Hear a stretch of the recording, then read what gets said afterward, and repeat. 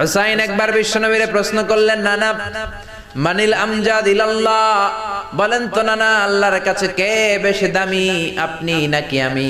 বিশ্বনবী বললেন, হুসাইন আনাল আমজাদ, আমি বেশি দামি।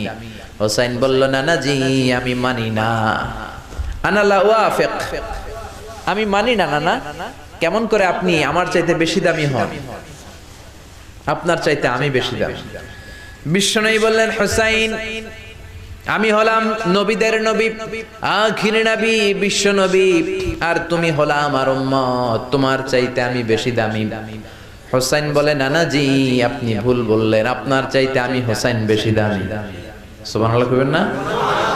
বিশ্বনবী বললেন, কাইফা যালিক, কেমন করে এটা? হুসাইন বলল, নানা জি তাহলে বলেন তো আপনার আব্বার নাম কি? বিশ্বনবী বললেন, আমার আব্বার নাম হলো আব্দুল্লাহ। কি নাম? হুসাইন বলেন, আনা খালি আব্দুল্লাহ, লাইসা ক্বাবলাহু ওয়ালা বা'দাহু শাই।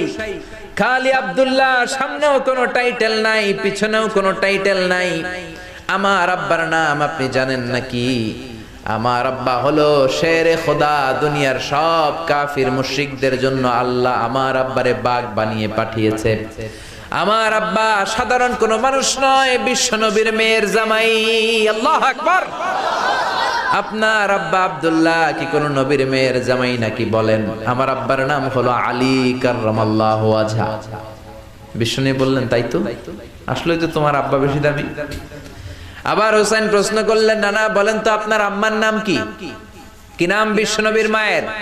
তোরা দেখে যা আমিনা মায়ের কোলে, মধু পূর্ণিমারি সে থাচা দোলে, যেন উষার কোলে রাঙ্গার বিদোলে। তোরা দেখে যা আমিনা মায়ের কোলে, কুল মখলুকে আজি ধ্বনি ওঠে কে এলোই, কালিমা শাহাদাতের বাণী ঠোঁটে কে এলোই, পড়ে দুরুদ ফেরেশতা বেহেশতের দুয়ার খোলে। তোরা দেখে যা আমিনা মায়ের কোলে। আল্লাহু আকবার। বিশ্বনবী বললেন, আমার মায়ের নাম আমিনা। হুসাইন বলল, নানা জি আপনার মায়ের নাম যদি আমিনা হয়, জেনে রাখেন আমার মায়ের নাম হলো ফাতিমা, সাইয়্যিদাতুন নিসাই আহলিল জান্নাহ।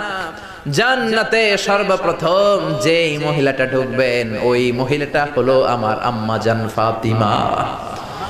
বিশ্বনবী ফাতেমারে এত ভালোবাসতেন, বিশ্বনবী বলতেন যে ফাতেমারে কষ্ট দেয় সেজন্য আমি নবীরে কষ্ট দেয়, আর যে ফাতেমার মনের মধ্যে আনন্দ দেয় সেজন্য আমি নবীরে আনন্দ দেয়। বিশ্বনবী কোন সফরে গেলে সবার শেষে ফাতেমার সাথে দেখা করে বের হতেন, আবার সফর শেষ করে বাড়িতে আসার সময় সবার প্রথম ফাতেমার সাথে দেখা করতেন। ও নানা বলেন তো তাহলে কে দামি, আপনার আম্মা আমেনা নাকি আমার মা ফাতিমা? বিশ্বনবী আর কোনো কথা বলে না।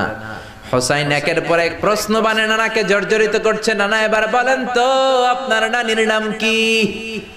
বিশ্বনবী বললেন, হুসাইন আমার নানির নাম হলো বাররা বিনতে আব্দুল উজ্জা। হুসাইন বলে, নানা আপনার নানি বাররা রে কেউ চিনে না। চিনেন আপনারা?